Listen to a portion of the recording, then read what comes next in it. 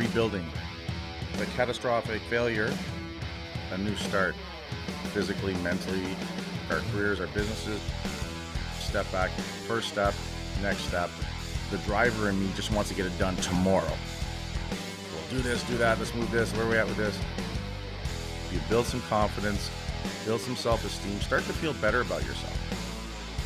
The Silverback Blueprint Podcast, a show for men over 40. We focus on getting stronger, staying motivated, building discipline, creating a community, and becoming truly happy.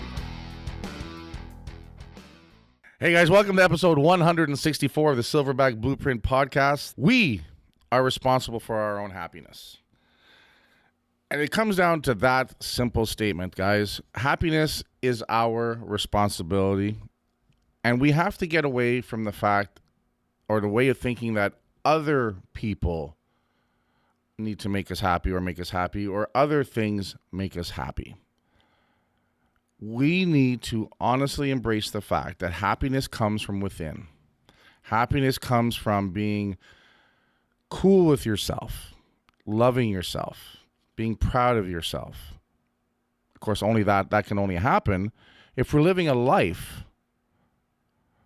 that we can be proud of and that we love and we feel purpose and we feel part of something and we feel that we're, necessary in the world.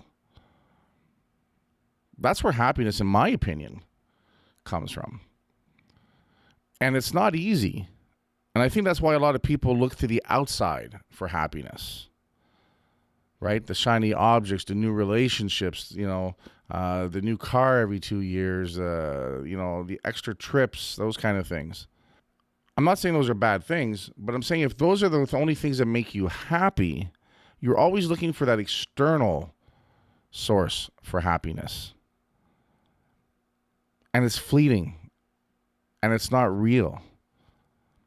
And deep down, we know that.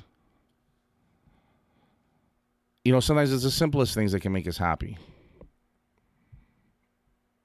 But we forget about those things.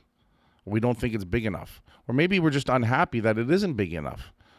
So we're trying to fill that void. We're trying to compensate for our own unhappiness. And just like happiness is our own responsibility, our unhappiness is a result of who we are, how we think, and how we carry on in our life. If we're currently in a state of unhappiness, that's our responsibility too. We caused that. We created that. The choices we made, the actions we took or didn't take are the cause of our unhappiness. At the end of the day, we need to work on creating our true identity and becoming honest with ourselves. And again, a lot of this stuff repeats a lot through the episodes because it's true. If we become purpose-driven and we are honestly working hard on improving ourselves, on whatever our goals are, whatever our purpose is, and we help, we work on becoming a better member of this world, we become happy. But you have to seek out internal happiness. You have to do what's necessary for internal happiness. But we need to become clear what our purpose is. And not everyone has to become a Fortune 500 CEO. Not everyone has to build a company that has space flight. That's not what this is all about. And I think sometimes we get caught up in that. We think like we have to be somebody big and huge and transform the world. If that's what you want to do, if you discover that about yourself, you truly want to become that person, then fucking right. That's your thing. But I've seen guys that are happy working a job that they enjoy, coming home to a home that they love, to a family that they love, spending time with their spouse, spending time with their kids, having their hobbies that they enjoy doing that fulfill them. And Monday morning they go right back to work, but they're happy to go to work. They're happy to be in that lifestyle. If that's what they truly want, then they're ahead. Right? I'm self-employed because I want to be self-employed. I'm not better because I own my own business. I'm not better because I'm a businessman or an entrepreneur. I'm not better than an employee of something. I'm different. But what I found early on is that I'm happier being an entrepreneur. Through the highs and the lows, that's where I'm supposed to be for me.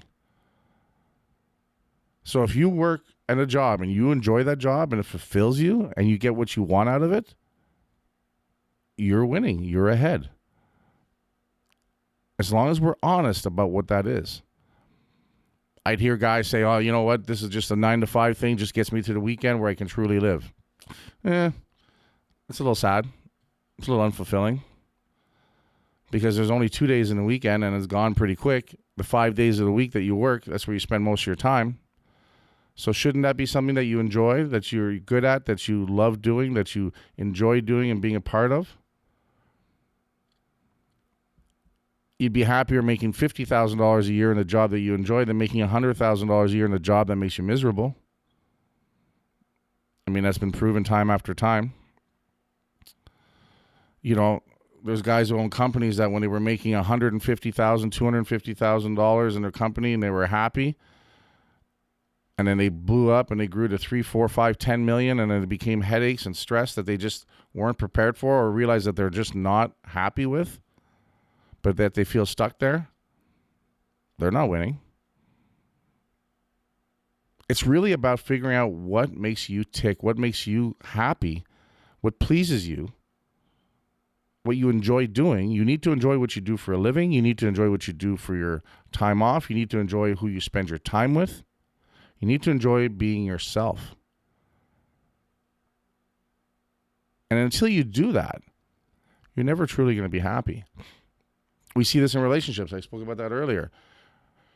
People jump from one relationship to the other. You know, they're excited. The glow of the new relationship, the first 90 days or 6 months. Oh, I love you. No, I love you. No, I love you. You know, you can do no wrong in that other person's eyes, and the other person can do no wrong in your eyes. And then life settles in. And then all of a sudden, you start to see the normal day-to-day person. Things start to wear off. And then you're not happy anymore. So you figure the answer is another relationship. So you'll just go from relationship to relationship to relationship, thinking it's always the other person who's making you unhappy. But it's not. Going from job to job to job. Always a problem with the job. Always a problem with this person. Always a problem with this environment. So you move on to another job. It's great for the first 2 weeks, the first month. If you're caught up in that pattern, that happiness issue is within you, nothing around you. You're making poor choices. You're holding yourself to a lower standard.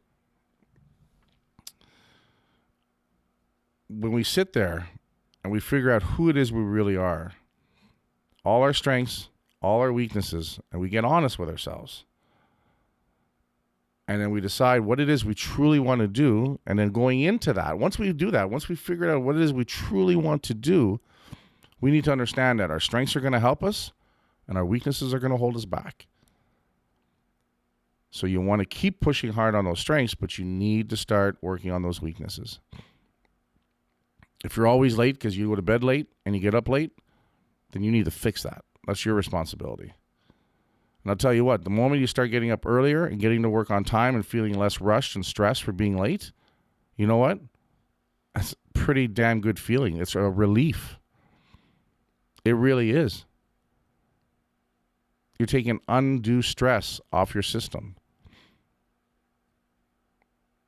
You know, if you sit there and you walk into work and you're wearing, you know, just a crappy look on your face because you're pissed off about something, it's going to affect your whole day. Be positive. Didn't have a great night? Suck it the fuck up and have a great day. And don't make it people's problem because you're in a bad mood. And that's what a lot of people do. They sit in this unhappy situation and they get this negative vibe going, and then they try to make it people's problem. And they're the ones saying stupid shit like, you know, oh, I'm a bitch and I'm proud of it. I'm a prick and I'm proud of it. Fuck you. That's nothing to be proud of. That's nothing to take. That's nothing to want to really be, you know, how you're known and stuff like that. What it is you're fucking miserable and you're too fucking stupid or lazy or weak to make the changes. Because you can get away with being a jerk. Usually only for so long, though. Until it costs you a job. Until it costs you relationships and friendships. It costs you opportunities. Right? You get caught up. You're at a certain level and stuff like that, and you're there. But because of your negative attitude and you're being unhappy or you're proud to be a prick or a bitch, a lot of other opportunities will never present themselves because no one wants to move that up the ladder. No one wants to give that more power. Would you? So be happy. Work on being happy. You owe it to society to be a positive member of society, not a pull or a drain on society. You need to figure out who it is you really want to become. You need to figure out what's making you unhappy and take control and responsibility for it. If you hate your job, then change your fucking job. It's that simple. Not easy, but it's that simple. And I've had conversations with people. They want to change a job, but they make $100,000 a year, and they're afraid that if they go to a different job, they'll make less, and then they can't do 2 or 3 trips a year. They can't do the things they want. They can't buy the car every 2 years. But then I asked them, I said, but listen, is all that worth being unhappy? And sometimes the light bulb goes off, and they're like, you know what? It isn't. Fear will hold a lot of people in place. Fear of what other people think. We just talked about other people's opinions. Fear about, being a little uncomfortable because, you know what, you got to drive that car for 4 years or 8 years, as I'm driving my Honda Element for 13 years. And the only reason why I have it and I hang on to it that long is because the vehicle doesn't mean that much to me. I get more excited buying a new piece of equipment for the gym or a piece of furniture for the backyard, for my backyard. That stuff excites me. That's the stuff that makes me happy. As long as my car runs and it works well and it's functional, I'm pretty cool with it. Every once in a while, I'll see a new truck or whatever, and there's a part of me goes, oh, that'd be really nice. But then I'm like, oh, that $800 a month payment, I could do a lot more things with that. Because that's what makes me happy. If you truly are into vehicles and, you do that thing, then that's great. If you truly are happy with that. But here's the thing too, guys. You can't have it all. And if you're unhappy, you want it all because you want everything. You want the new thing. You want the next new stimulus to make you happy only for a little bit. There's people out there that, shop as almost as an addiction, if not an addiction, because the excitement of the purchase and buying the thing and owning it, that's the rush. A week later, they're bringing it back because they have buyer's remorse, right? Or they've loaded up all their credit cards and they're scrambling, which is making them unhappy because they're trying to fill that void. It's the same with drinking. It's the same with food. It's the same with TV. It's the same with sex. In moderation, they all make us happy for a little bit. They all add to our happiness. But when they become something that fills the void of emptiness and loneliness and unhappiness, then it quickly becomes unhealthy and unfulfilling and perpetuates the cycle of unhappiness. Once we become clear as to what it is we need to fix, once we become clear on what we need to do or what we want to do, that clarity starts to free us. And from there, we can create a plan. I don't want you to be that guy that fucking drops everything, leaves his wife and kids and goes to fucking Vegas and blows his life savings on fucking hookers and blow. That's not what I'm talking about. But have a conversation with your spouse. Let them know what's going on and what you want to change. You'd be surprised how supportive your spouse will be because they want you to be happy because they love you. They sense your unhappiness. Fuck, they've probably been dealing with your unhappiness for such a long time that they too want to see things change. But once you have that clarity, those conversations are easier to have. The things that truly make us happy, the things that have truly made me happy have been, accomplishing goals that I've set forward, becoming healthier and stronger mentally and physically, helping and loving the people who matter to me. This year, I've gone to more of my kids' hockey games than I have in all the years they've been playing hockey. Because I sat there and I realized that, you know what? My 17-year-old, this might be his last year of hockey. He's off to university. My 15-year-old, she's turning 16. She loves hockey. It's a big part of the thing for her. So I decided I need to make more of an effort to be at these games. And not just sitting in the stands, playing on my phone, but watching the game. Being present for them. It's a couple hours a week, but it means a lot to them. Sometimes I have a scheduling conflict and I have a lot of things going on, and I'll ask them, are you okay if I don't make it to the game? Now they'll tell me yes, and they mean it. But for years, they would say yes, but they didn't mean it because I wasn't going to any of the games. So there's a difference. They're happier about their dad being there.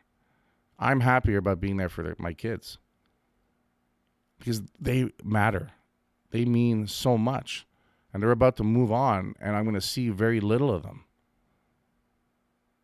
as they go on and start their life and go about their business and creating their families. And I don't want that regret. So it's up to me to move a shift, have a part-time staff come in a little bit, do something a little bit different, do something that has to get done, do it earlier, do it later than the game. And that adds to my happiness because it adds to their happiness, and they matter. There's things that make us happy that are positive, and we need to find them. On the flip side, though, you also cannot make other people happy if they're not already happy. Because for them, their happiness is their responsibility as well, too.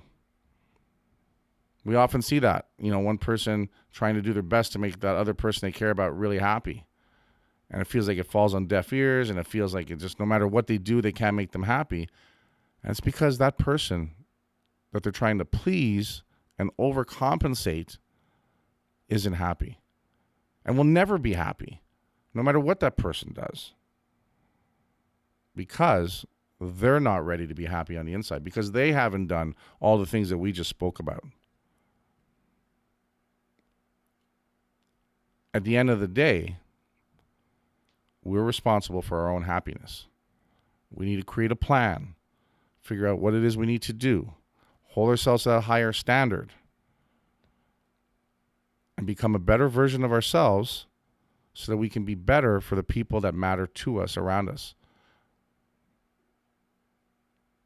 And I think that is what's going to make us happy. That's all I have to say on that for now, guys. Head on over to iTunes. It would make me very happy if you left me a positive review, a 5-star review, 5-star rating. Head on over to hostelegear.com. Get one of our new happiness hoodies and save 20% off when you use the code word Silverback. I'm just waiting for the day someone goes, there's no happiness hoodie. What are you talking about? I was just all over your website. That's going to come back and bite me in the ass. As always, guys, work hard, motherfuckers, and I'll talk to you guys later. Hey guys, Kurt Haas here from the Silverback Blueprint. Listen, if you guys are looking to get a jump start on some change and really get things going, but you're feeling stuck and you just need that little push, I want you guys to head over to silverbackblueprint.com. I've got a cool 3-video series that we just put up there, and it's geared to help you within the next 7 days lose 10 pounds, sleep better, and think clearer. Just the right thing to give you that right catalyst to get started. So head on over to silverbackblueprint.com.